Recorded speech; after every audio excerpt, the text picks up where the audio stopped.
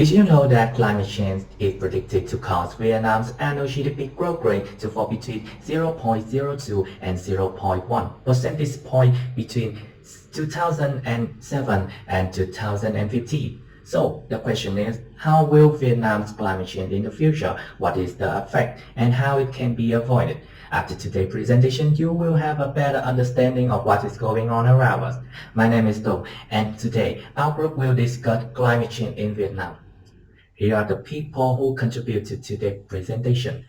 And here's the content we will go over, starting with Vietnam's climate change in the future. 2,150-mile-long coastline and proximity to the tropic. Vietnam 95 million people and above of its economic access, including the low rural populations, are concentrated in the coastal lowlands, which are susceptible to typhoon. The climate change will likely exacerbate pressures on the environment. More frequent and more intense storms could affect the crop use and production. Increase the rainfall intensity will damage the road and the railway network. Higher temperatures will raise the electricity demand. Risk will weigh disproportionately on the poor who could be forced to migrate inland toward a large city. So it could lead to Vietnam's strong economic performance having helped to reduce the poverty over the past decade. However, the rapid industrialization in the late 1980s had relied on the intensive and unsustainable exploitations of the forests, the fisheries, and the other renewable and non-renewable natural resources. Moreover, Vietnam's stock of natural capital had declined and the mineral and non-mineral resources were depleted. Agriculture and industry has contributed significantly to the depletion of the natural capital. Vietnam's extensive use of fertilizers contribute a lot to polluting land and waters and add legacy issues related to war. Vietnam is among the top 10 countries affected by air pollution. In the large city and industrial zone, level of fine particulate matters are much above safe level and comparable to that of China. Greenhouse gas emissions are expected to double between 2010 and triple in 2010 and 2020 and are triple by 2013. Electricity production from the coal-fired lands in the major contributed to air pollution with a quarter to the domestic supply production by coal. Climate model results have been used to assess likely change in Vietnamese climate over the period to 2100 and estimates are present here for the likely range of temperature and rainfall change for the area surrounding Hanoi and Ho Chi Minh City. The projections are based on the 1992 IPCC assessment. According to the most likely estimate, annual temperatures in the area of Hanoi may rise by just over 1 degree by the year 2050 and by close to 2.5 degrees by the year 2100. This is almost 10 times the warming rate experienced over the past 80 years. If the most severe projections are correct, temperatures may rise by over 4 degrees by the end of the 21st century. As you can see, the left diagram represents the future change in temperature, and on the right-hand side is the precipitation of Hanoi. The central line indicates the most likely estimate, and shaded area shows the range of uncertainty. There is considerable uncertainty as far as the regional change in rainfall is concerned, though the forecast tend toward an increase in rainfall amount in the Hanoi area. The range of possibilities spans a decline of close to 15% below the present day average to an increase of over 30% by the year 2100. The most likely estimate is a minor increase in rainfall of 2% or so by the year 2050 and 5% by the year 2100. The increase in rainfall in North America is consistent with more northward penetration of the summer monsoon. Analysis of future conditions in the area of Ho Chi Minh City indicates that the change in temperature and rainfall in the south may not be as great. And same as above, the two graphs show the future change in temperature and precipitation for the area of Ho Chi Minh City. The most likely projections is a rise in temperature around 2 degrees and a very slight increase in rainfall by the end of the 21st century. It is, however, possible that the change in climate may be more severe, with an increase in temperature of 3.6 degrees and a 5% decline in rainfall amounts by the year 2100. Available moisture throughout the country, and particularly in south, is likely to be reduced due to increased evaporation as temperatures rise. This could well lead to a marked increase in the frequency of droughts and may prove the major impact of climate change. All tropical cyclone numbers may also be affected by the regional change in climate, with an increase in frequency and perhaps strength expected to occur. So when we talk about the conclusion, by the end of 21st century, temperature in Vietnam would rise 2.3 Celsius relative to average of 1980 to 1999. The increase in temperature would be in the range of 1.6 Celsius to 2.8 Celsius in different climate zones. Temperature in northern and northern central climate zone of Vietnam would increase faster than slow in southern zones. In each climate zone, winter temperature would increase faster than summer ones. Both annual rainfall and rainy season rainfall would increase, while dry season rainfall tend to decrease, especially in southern climate zone. For the whole country, annual rainfall by the end of the 21st century would increase by 5% compared to that of the period of 1980 to 1999.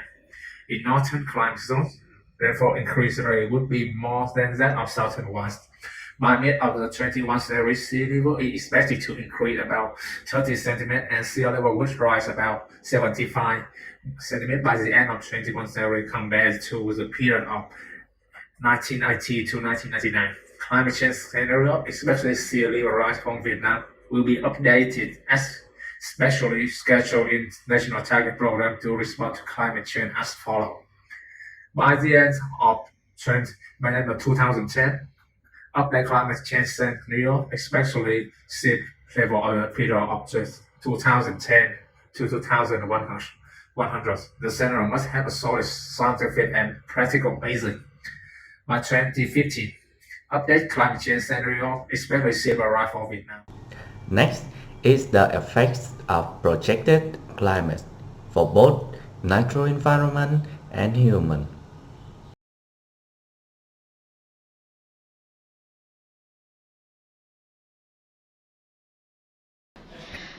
The heterogeneity of topography, geomorphology, climate, soil, as well as socio-economic development has created specific territories.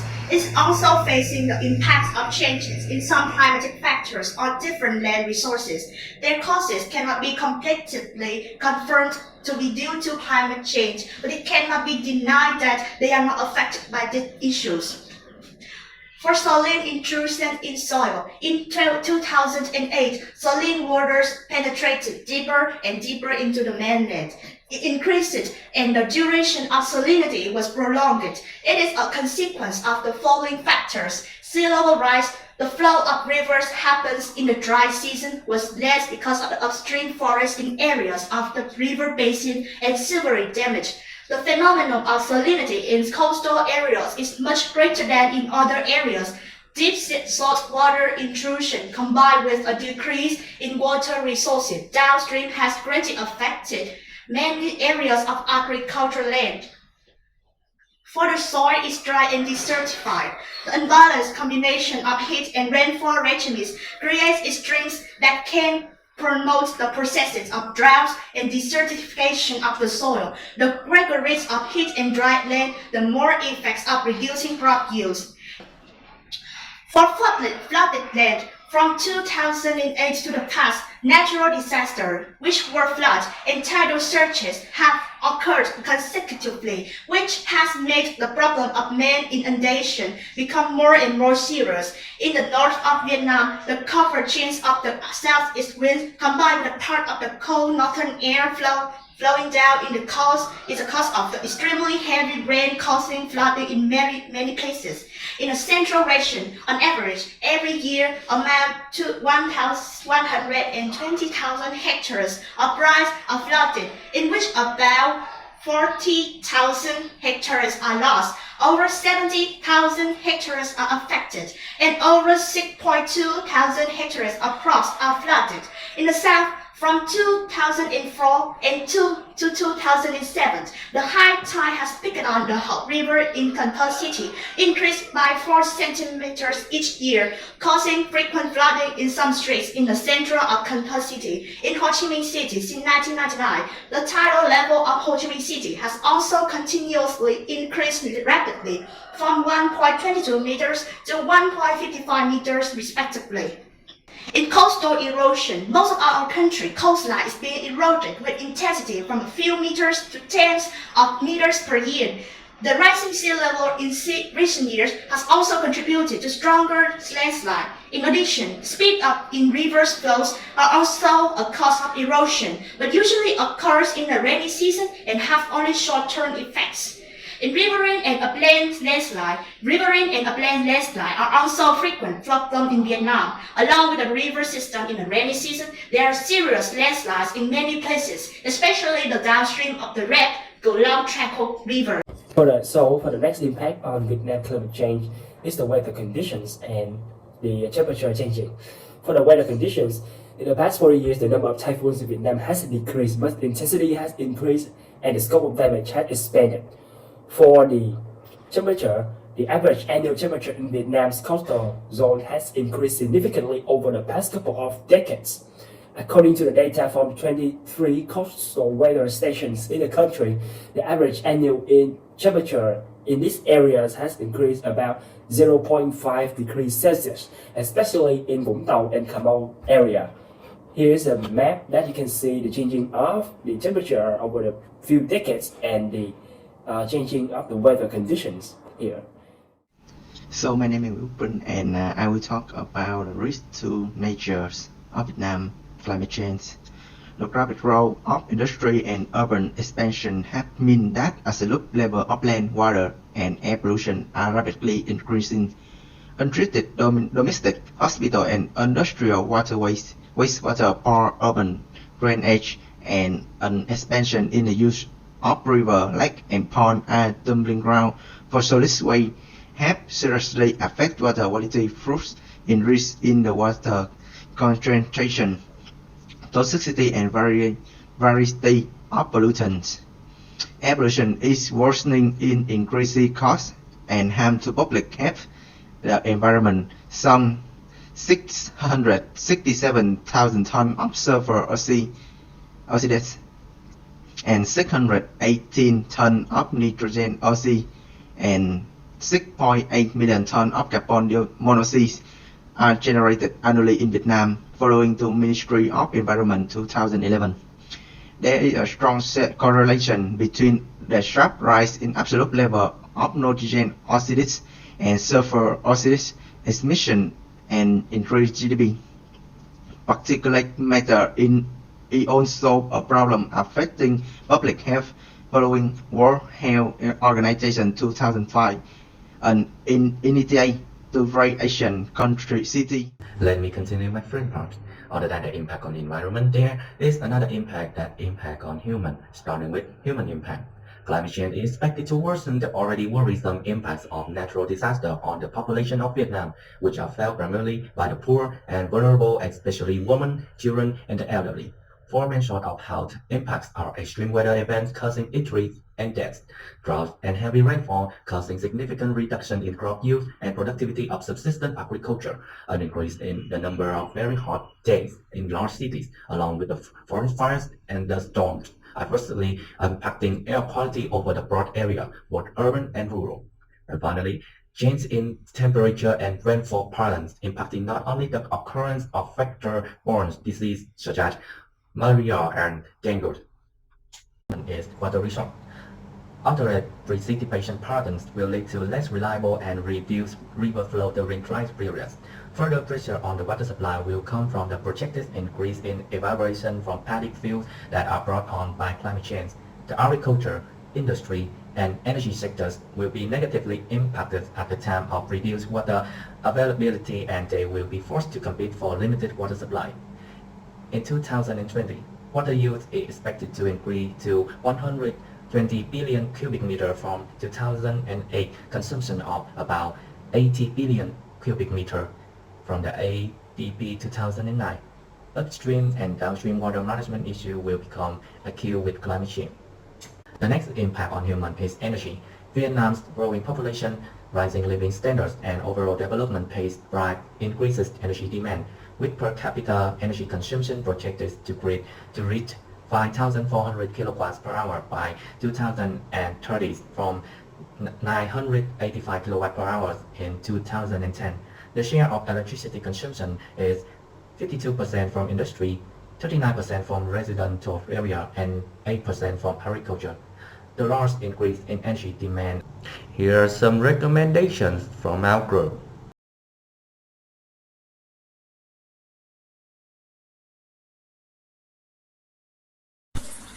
Climate change is expected to increase the frequency and severity of extreme weather conditions, including widespread droughts, fluctuating rainfalls, and typhoons. For communities, this tries to reduce incomes and crop yields, degraded natural resources, loss of access and infrastructure, reduce mobility with no access to work or services, and increase human disease, resulting in decreased labor productivity.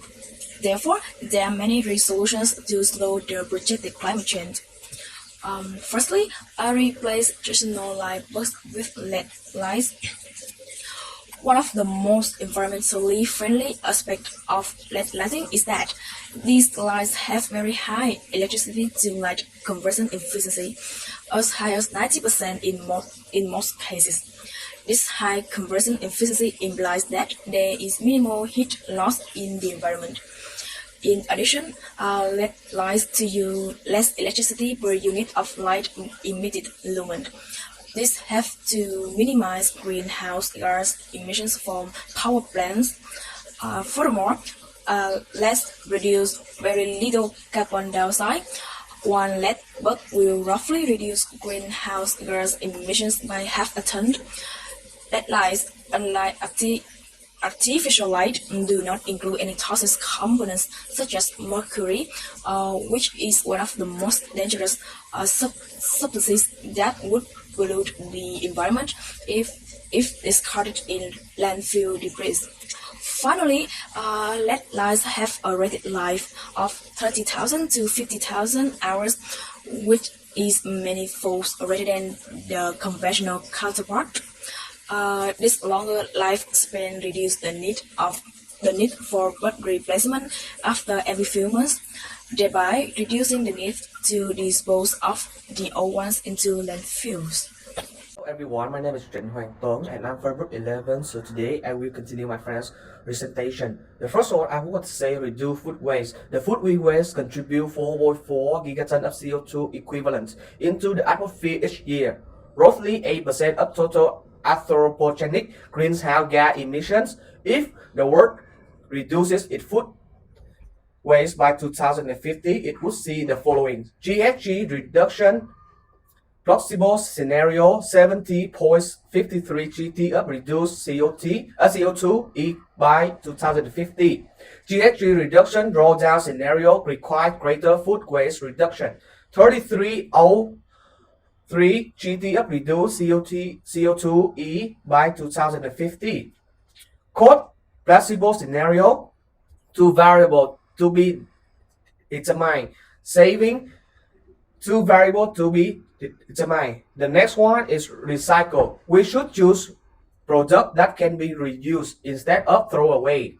And whenever possible, recycle paper, plastic, newspaper, glass, and aluminum cans. By recycling half of your household waste, you can save 2,400 pounds of carbon dioxide each year. which means recycled paper is a simple technique to have substantial global oxygen level, which is especially important given the present extraordinary spike in global warming, because one tree may create almost 260 pounds of oxygen, making the new paper from recycled material have the reduced forest oxygen depletion. Cardboard is simple to disassemble and recyclable into fresh cardboard. The last one is even glass created using the float glass process, such as windshields, is melt and freeform.